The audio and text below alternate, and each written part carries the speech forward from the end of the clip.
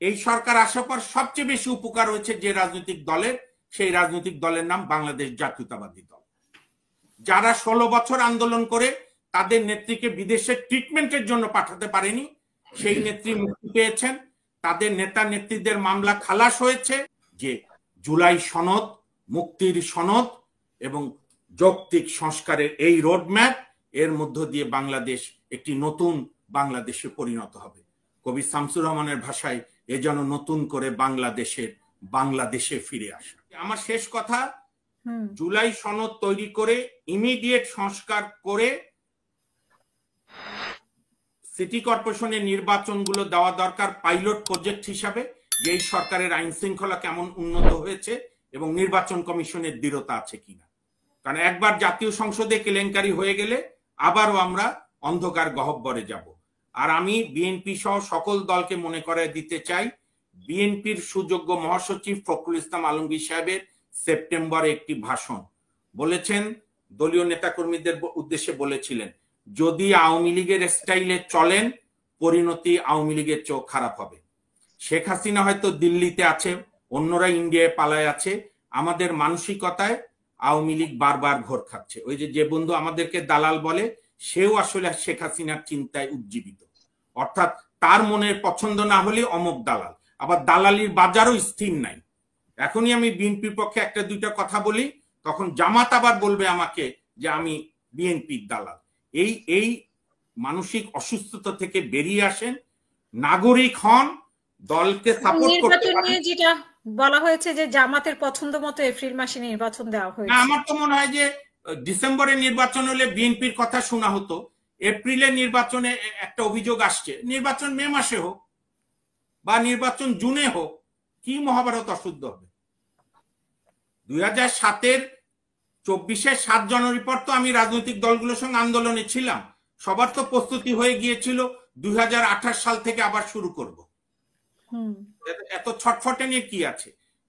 Last not the list, শুধু বিএনপির কেন্দ্রীয় নেতারা ক্ষমতার ভাগ পায়নি, জেলা পর্যায়ে বিভিন্ন সেক্টরে বিএনপিও ক্ষমতায় আছে, জামাতও ক্ষমতার ভাগ পাচ্ছে, এনসিপিরাও কম বেশি পাচ্ছে। সবচেয়ে বেশি এই সরকার আসার পর সবচেয়ে বেশি উপকার হয়েছে যে রাজনৈতিক দলের, সেই রাজনৈতিক দলের নাম বাংলাদেশ জাতীয়তাবাদী দল। যারা 16 বছর আন্দোলন করে তাদের নেত্রীকে বিদেশে ট্রিটমেন্টের জন্য পাঠাতে পারেনি, সেই নেত্রী মুক্তি পেয়েছেন। তাদের নেতা নেত্রীদের মামলা খালাস হয়েছে এবং আমাদের সুপ্রিম কোর্ট সহ বিভিন্ন সেক্টরে বিএনপি দিয়ে ভরে গেছে। আর এখন তো জিয়ার সৈনিক প্রতিনিয়ত উৎপাদন হচ্ছে, এটাও বিএনপিকে সতর্ক থাকতে হবে। সব লোক এখন জিয়ার সৈনিক হয়ে যাচ্ছে। কাজেই ছটফট করলে হবে না, বারবার এই সুযোগ আসবে না। সংস্কার, সংস্কার এবং সংস্কার, তারপরে স্থানীয় সরকার নির্বাচন দিয়ে নির্বাচন কমিশনের সক্ষমতা যাচাই, তারপরে জাতীয় সংসদ নির্বাচন। অসংখ্য ধন্যবাদ ইফতেখার আহমেদ।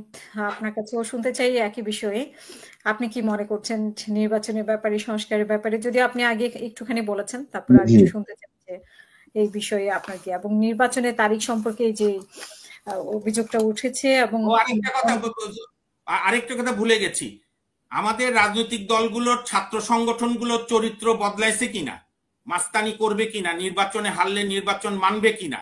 জুলাই মাসে সব ছাত্র সংসদ নির্বাচন আহ্বান করুক, প্রশ্নই ওঠে না ডক্টর ইউনূস, মোহাম্মদ ইউনূস দেখা করবে টিউলিপ সিদ্দিকীর সঙ্গে।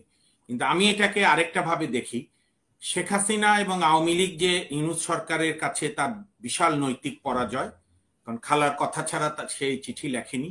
অর্থাৎ এটার মধ্য দিয়ে আওয়ামী লীগ চেষ্টা করবে তলে তলে, যার আমাদের রাজনৈতিক দলগুলো করে, এই সরকারের করুণা ভিক্ষা করে নিজেদের বিপদ কমানোর চেষ্টা করছে। কাজে এই দিক দিয়ে আমি মনে করি ডক্টর মোহাম্মদ ইউনূসের সরকারের প্রতি এই শেখ হাসিনা এবং শেখ পরিবার, কারণ আওয়ামী লীগ তো শেখ পরিবার চালায়, আওয়ামী লীগের নেতা কর্মীদের কোনো রোল নেই। তো সেই শেখ পরিবার যখন ইউনূসের সঙ্গে দেখা করতে চায়, এবং আমার অগ্রজ ডক্টর ফরাদ ভাই বলেছেন যে সমস্ত ডেকোরাম মেনে উনি চিঠি দিয়েছেন, তো আমরা তো সবাই বলতাম ইউনূস বৈধ সরকার, একমাত্র আওয়ামী লীগ বলতো। আর আওয়ামী লীগের কিছু আপনার লন্ডনে বসা কিছু লোক আছে, আমেরিকায় বসা কিছু আপনার কলিগরা আছে, যারা প্রতিদিন বলে ইউনূস অবৈধ। আওয়ামী লীগ আজকে ইউনূসকে বৈধ সরকার মেনে নিল, এটা ভালো। এখন আমি যেটা শেষ করতে চাই, ইফতেখার ভাই, সদ্য ইফতেখার ভাইয়ের সঙ্গে সাপ্লিমেন্টারি দিয়ে আগামী 5ই আগস্ট 2025 আপনি লিখে রাখতে পারেন হাসিনা আক্তার। আমার অনেক অভিজ্ঞতা কম, আমি খুবই সাধারণ মানুষ, কিন্তু আমি আন্দোলনের মধ্য দিয়ে বেড়ে উঠেছি স্কুল ক্লাস 7 থেকে। আগামী 5ই আগস্ট বাংলাদেশের মানুষ পালন করবে হাতে হাতে ছাপানো জুলাই সনদ এবং সংস্কারের রোডম্যাপ। এইটা ছাড়া কোনো জিনিস বাংলাদেশে এগুবে না।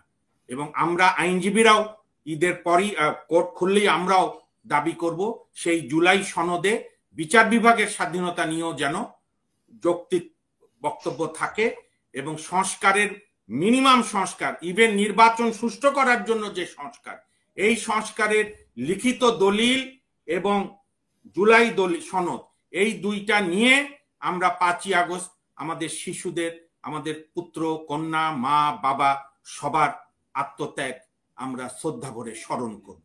এই জায়গায় বাংলাদেশ দেখবেন পদ্মা, মেঘনা, যমুনা, কর্ণফুলী, মাতামুহুরী, শীতলক্ষার বাঁকে বাঁকে যে জনপদ, সেই জনপদে একটাই কথা হবে যে জুলাই সনদ, মুক্তির সনদ এবং যৌক্তিক সংস্কারের এই রোডম্যাপ, এর মধ্য দিয়ে বাংলাদেশ একটি নতুন বাংলাদেশে পরিণত হবে। কবি শামসুর রহমানের ভাষায় এ যেন নতুন করে বাংলাদেশে ফিরে আসা। ধন্যবাদ।